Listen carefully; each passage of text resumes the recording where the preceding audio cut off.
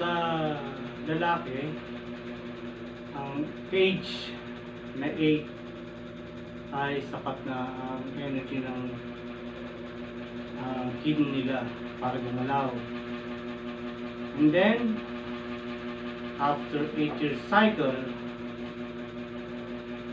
at age of 16, ang kidney energy, ang kidney meridian energy nila ay malakas na. Dito na rin ang tinatawag na genital hormones comes into play. Kaya mayroon din na paglabas ng strong sex drive ng age na to. After 8 year cycle, at age of 24, ang kidney meridian energy nila ay nasa full activity. At this pa naman ang starting ng pag-grow ng tinatawag ng wisdom teeth. And then another cycle, 8 years. At age of 32 ay ito ang tinatawag na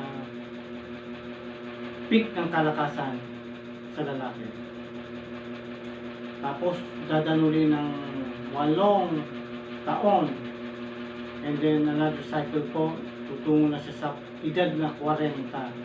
40 ang starting ng paghina ng kidney energy meridian.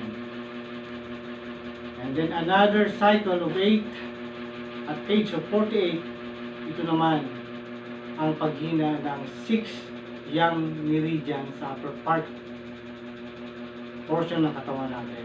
Usually nakikita to, ang sign nito ay yung iting paglitaw ng wrinkles sa mukha natin at ang pagdami ng puting buhok. Another cycle, 8 year cycle at age of 56, ito naman ay ang liver.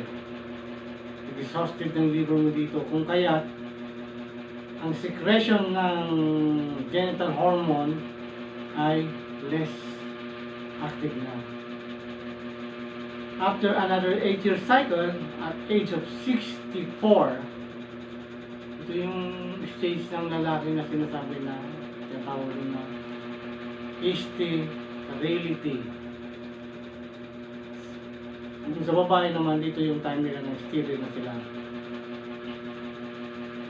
May mga pagkakataon na certain matanda na ang energy nila, blood, ay remain an activity. Ito dahil ang energy ng kidney meridian ay excellent pa.